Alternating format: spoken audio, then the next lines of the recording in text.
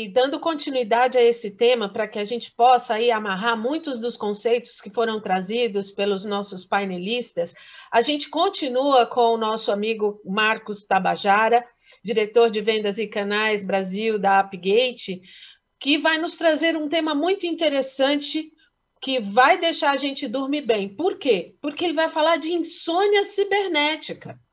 Acesso seguro para usuários, dispositivos e sistemas, aonde eles estiverem. Tabajara, por favor, ajuda a gente. Bem-vindo. Muito obrigado, muito obrigado. Eu vou compartilhar minha tela aqui, que eu vou me apoiar num PowerPoint. Ok, deixa eu voltar aqui rapidinho. Aqui, aqui e aqui. Já estão vendo aqui a minha tela em formato de apresentação? Sim. Então vamos lá. Começando. Primeiro, eu vou posicionar a empresa. A Apgate é uma empresa global. Nós temos operações em mais de 40 países, temos um pouco mais de 700 clientes e nós protegemos mais de 125 milhões de usuários ao redor do mundo. Esses usuários são os nossos clientes e os clientes dos nossos clientes. E nós monitoramos um pouco mais de 30 bilhões de conexões online que trazem insumos em formato de metadados para a nossa camada de inteligência artificial e para os nossos pesquisadores de segurança. Aqui no Brasil, nós temos 2 pesquisadores, que a especialidade deles é malware. Os clientes mandam malware para eles, eles abrem o malware e olham a característica, descobrem como é que esse malware atua. Tá? Então, posicionei a empresa aqui, vou falar da tecnologia. Deixa eu habilitar o meu pointer aqui para ficar mais fácil. Temos 2 tecnologias. Essa primeira que é perímetro definido por software, que é o que eu vou fazer uma dissertação com alguns slides depois, mas basicamente o contexto aqui para amarrar vocês, pessoal, é conceder acesso seguro baseado no usuário, não mais num IP, tá? De acordo com o contexto que ele tem, que eu vou explicar o que é, levando em consideração um princípio de zero trust, que é incrível isso. A solução de baixo, pessoal, é proteção de fraude e ameaças cibernéticas, que cobre todo o ciclo de ameaça de fraude, começando por monitorar a marca e o website do cliente, Deep e Dark Web, para saber se tem alguém clonando esse site, preparando campanhas de phishing para atacar os usuários e os clientes dessas empresas, passando por camada de múltiplos fatores de autenticação para elevar a postura de acesso às aplicações desse cliente, que passa desde OTP por SMS, e-mail, até reconhecimento facial, que é incrível. A outra é segurança para aplicações ou monitorar aplicações web e também as lojas de aplicações por aí, que são mais de 650 lojas que a gente monitora. E, por último, chega na última camada de fraude, que é transação financeira. A gente monitora as transações financeiras nas instituições financeiras. Então, posicionei, é uma empresa global, 2 tecnologias incríveis, que eu vou falar de uma delas agora há pouco. Por último, em vez de eu falar como a nossa tecnologia é boa, vou usar o Gartner e o Forrester. Primeiro, o Gartner aqui, software definido por perímetro definido por software, pessoal. O Gartner faz um estudo aí com pesquisa a clientes das nossas soluções e soluções de outros. Ele criou um algoritmo que chega no máximo, a nota máxima, 5 estrelas. Nós chegamos na notável nota de 4,8, que é excelente, pessoal. E aí, a gente transborda um pouquinho aqui para Forrester. Forrester põe o produto e testa, estressa, tem um caderno de teste que é incrível. O primeiro retângulo aqui, pessoal, é o seguinte, eles fizeram uma análise, teste em soluções dos provedores do ecossistema de Zero Trust, que foi o próprio Forrester que criou esse conceito. Nesse estudo, nesse teste, nós ficamos na primeira onda, que é a onda de líderes, que é onde estão as melhores empresas do mundo. Um detalhe importante aqui é o seguinte, 3 ou 4 empresas estão na onda de líder. Nós somos a única empresa aqui no Brasil que tem essa plataforma de defender perímetro baseado em software com conceito Zero Trust, que trabalha com camada de software. A gente é agnóstico. As outras empresas que estão lá precisam do próprio hardware para prover isso. Então, foi incrível o que aconteceu aqui. O segundo retângulo ficamos em Strong Performance de autorização baseada em risco, que é o que eu falei de múltiplo fator de autenticação, chegando até reconhecimento facial. Então, aqui eu posicionei a tecnologia, que é ótima, mas Gartner e Forrester falando. Vou dar 2 informações de mercado para fazer vocês pensarem a respeito do que está acontecendo. Primeiro, o Gartner fez uma pesquisa e aponta que em 2023, 60% das empresas vão abandonar a VPN para ir para um modelo de perímetro baseado em software. Olha que incrível, 60% agora, daqui a 2 anos. Isso é incrível.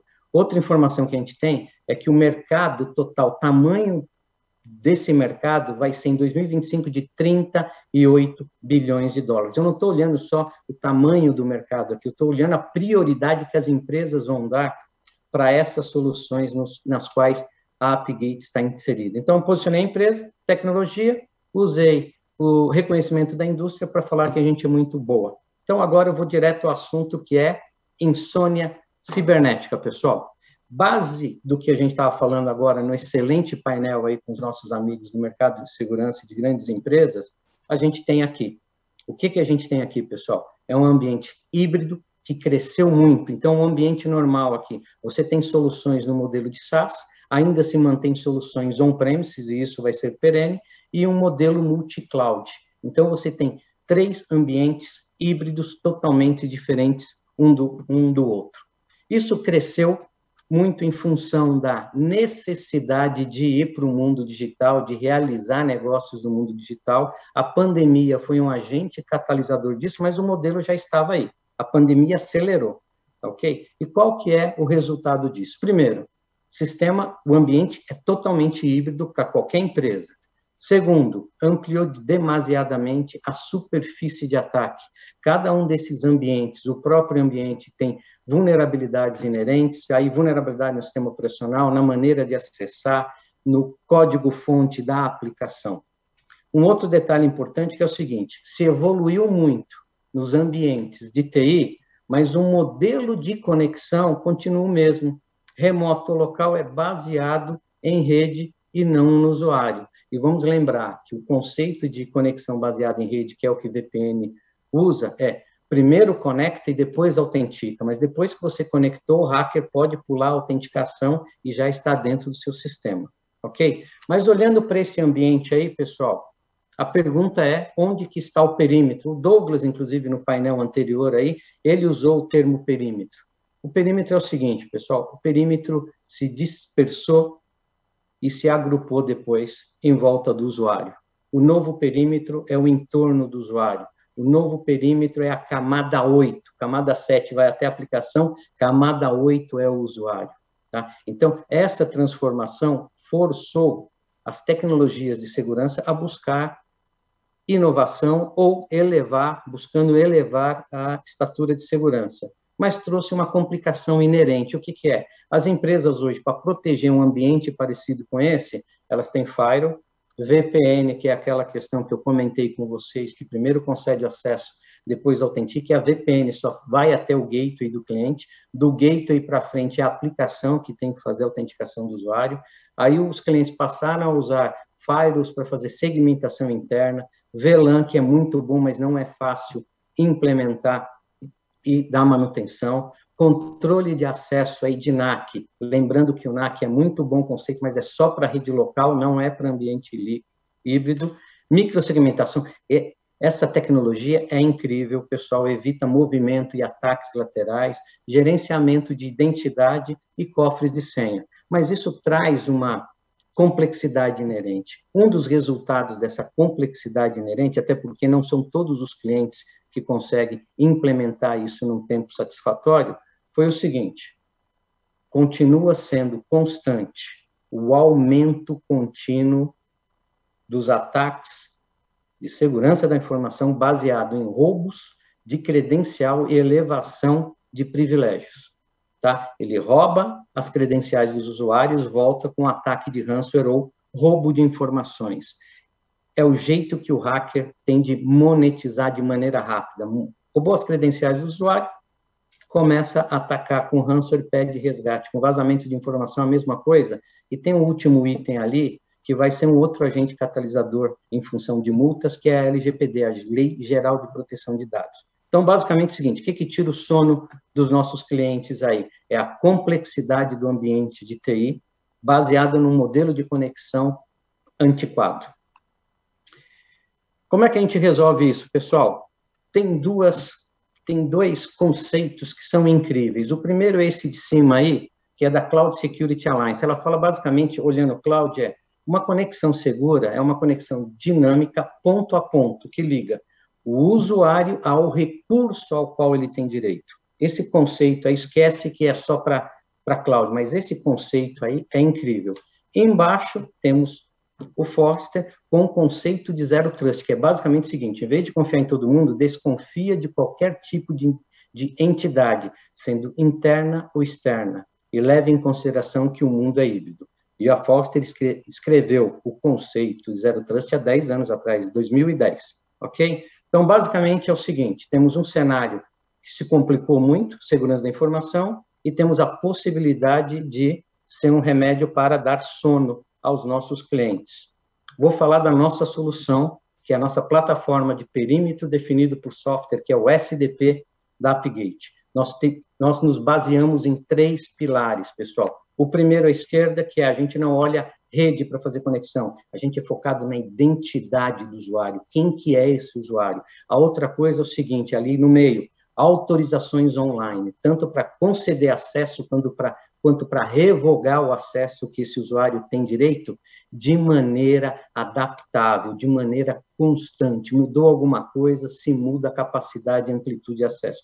E, por último, é ali o segmento único, que é um segmento, uma conexão segura de ponta a ponta, do usuário até exclusivamente o recurso ao qual ele tem direito de acesso. Esse recurso pode ser um servidor, um banco de dados, uma pasta. É a essa pasta que ele tem direito de acesso e a mais nada. Então, vamos ver um pouquinho mais. Nós vamos ver os 3 pilares, tá ok? O primeiro pilar aí é o foco na identidade. Basicamente, a gente olha para o usuário. Senhor usuário, quem você é? Qual que é a sua função? A que grupo você pertence? A gente olha, por exemplo, o AD, o LDAP dele, eu crio uma base autoritativa desse grupo de usuários. Olhando isso daí, a gente sabe quem que ele é, aqui ele tem direito de acessar, aí a gente olha contexto, pessoal, a gente vê atributos de acesso de maneira dinâmica. Então, os exemplos que a gente tem aqui é localização, qual que é a geolocalização que ele está? Ele está dentro do escritório, está na casa dele, qual é o dia da semana e o horário que ele pode trabalhar. A gente consegue limitar isso daí, pessoal. Isso aí que você consegue, inclusive, diminuir passivo trabalhista das empresas para todos os sistemas. Rede, a rede na qual ele está é uma rede segura? A rede que ele vai acessar é segura?